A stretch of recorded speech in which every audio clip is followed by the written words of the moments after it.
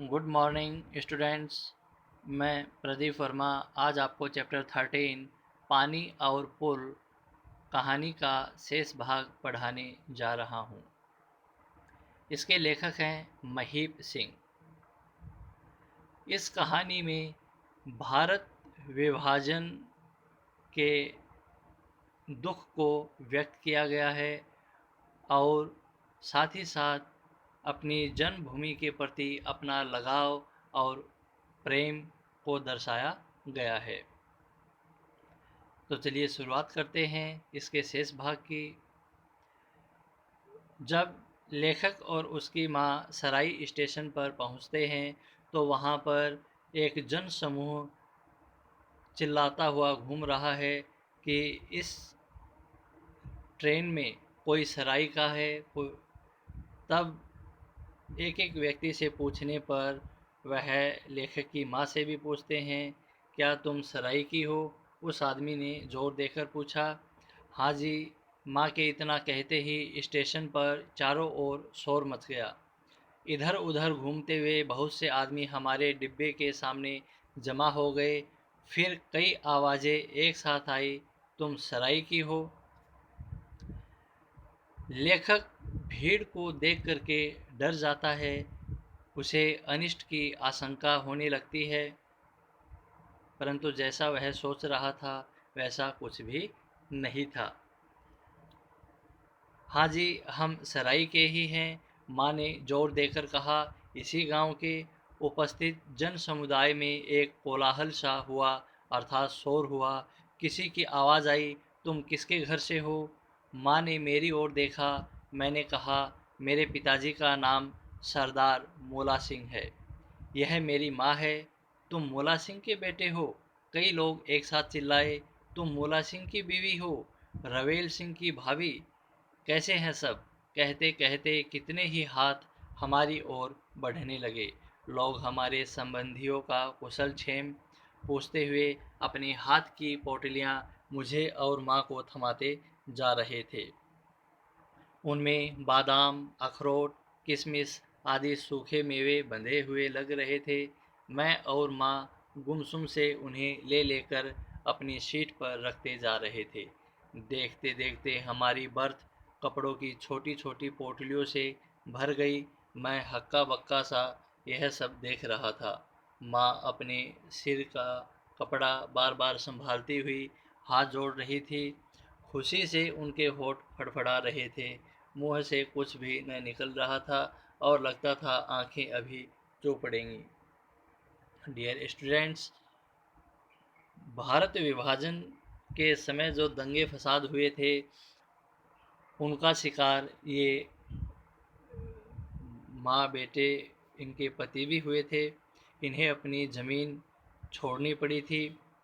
लेकिन आज 14 साल बाद जब ये वापस अपने गांव सराय आए तो वहाँ के लोगों का प्यार अपनत्व देख करके लेखक की माँ बहुत खुश होती हैं और खुशी के मारे उनकी आंखों में आंसू आ जाते हैं।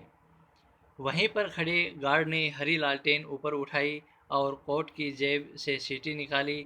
मैंने देखा 3-4 आदमियों ने उसे पकड़ सा लिया। ओए बाबू, 2-4 मिनट और खड़ी रहने देना गाड़ी को। देखता नहीं ये बीवी इसी गांव की हैं। और एक ने उसका लालटेन वाला हाथ पकड़कर नीचे कर दिया।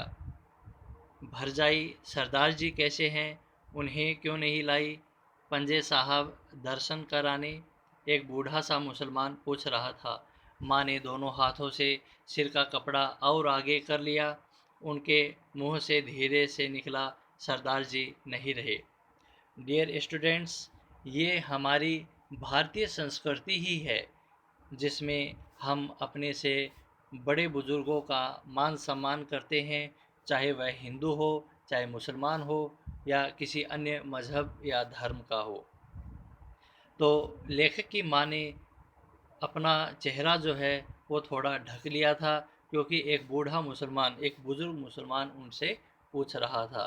और हमारे भारतीय संस्कृति में बुज़ुर्गों से जब बहुएं बात करती हैं तो थोड़ा पर्दा करके बात करती हैं। आइए आगे बात करते हैं। क्या मूला सिंह गुजर गए थे? क्या हुआ था उन्हें? माँ चुप रही। मैंने जवाब दिया, उनके पेट में रसौली हो गई थी। एक दिन अचानक फूट गई और दूसरे दिन पूरे हो गई, अर्थात उनका निधन हो गया। ओह, बड़े नेक बंदे थे, खुदा उन्हें अपनी दरगाह में जगह दे। उनमें से एक ने अफसोस प्रकट करते हुए कहा। कुछ क्षण के लिए सब में खामोशी छा गई। भरजाई, तुम अपने बच्चों को लेकर यहाँ आ जाओ, किसी एक ने कहा और कितनों ने दोहराया, भरजाई तुम लोग वापस आ जाओ, वापस आ जाओ। माँ के हाथ जुड़े हुए थे और मुंह से गदगद स्वर में धीरे धीरे कुछ निकल रहा था। धीरे धीरे गाड़ी कुछ तेज हो गई। हम दोनों खिड़की से सिर निकाले हाथ जोड़े रहे। भीड़ के लोग वहीं खड़े हाथ ऊपर उठाए चिल्लाते रहे। माँ की आंखों से आंसुओं की अविरल धार बह रही थी, बहे जा रही थी। वे बार बार दुपट्टे से आंखें पोंछे जा रही थी, पर टूटे हुए बांध का पानी बहता ही जा रहा था। अर्थात आज इन लोगों के द्वारा अपनत्व भाव देख करके लेखक की माँ की आंखों से आंसू बह निकले थे। हमारी गाड़ी झेलम के पुल पर आ गई थी। रात्रि की उस नीरवता में खडर खडर की तेज आवाज़ आ रही थी। मैं खिड़की से झांक कर झेलम का पुल देखने लगा। मैंने सुना था झेलम का पुल बहुत मजबूत है। पत्थर और लोहे के बने उस मजबूत पुल को अंधेरे में देख रहा था और नीचे झेलम नदी का कल कल करता हुआ स्वच्छ और निर्मल पानी बह रहा था। डियर स्टूडेंट्स, चलिए बात करते हैं अभ्यास प्रश्नों की। दीर्घ उत्तरीय प्रश्न, इस कहानी के द्वारा लेखक क्या कहना चाहता है? आइए बात करते हैं दूसरे क्वेश्चन की। यात्रा के समय लेखक की माँ क्यों उदास थी? आइए बात करते हैं तीसरे क्वेश्चन की। पंजाब की पांचों नदियों का जल उन्माद की तीखी शराब बन चुका था। इस कथन से लेखक क्या बताना चाहता है? आइए बात करते हैं चौथे क्वेश्चन की। माँ और लेखक की भावनाओं में क्या अंतर है? आइए बात करते हैं पांचवें क्वेश्चन की।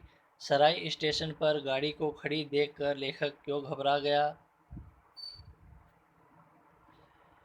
सराय के व्यक्तियों के व्यवहार से क्या पता चलता है? इस कहानी का शीर्षक पानी और पुल का क्या अर्थ है? इस शीर्षक की सार्थकता पर अपने विचार व्यक्त कीजिए।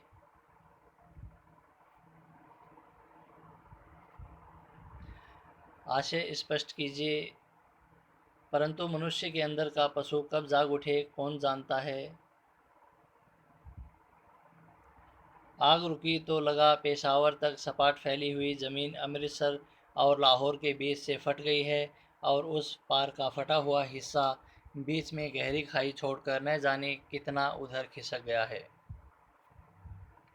मेरी दृष्टि और नीचे की ओर भी जा रही थी, जहाँ घुप अंधेरा था, अर्थात गहरा अंधकार था, पर मैं जानता था वहाँ पानी है, झेलम नदी का कलकल करता हुआ स्वच्छ और निर्मल पानी, जो उस पत्थर और लोहे के बने हुए पुल के नीचे से बह रहा था। आइए बात करते हैं आज के होमवर्क की। आज का आपका होमवर्क है read chapter, do and learn question answer in your register. आज के लिए इतना ही। धन्यवाद। और अधिक जानने के लिए मेरे चैनल को लाइक और सब्सक्राइब ज़रूर कीजिए और शेयर करना न भूलें। धन्यवाद।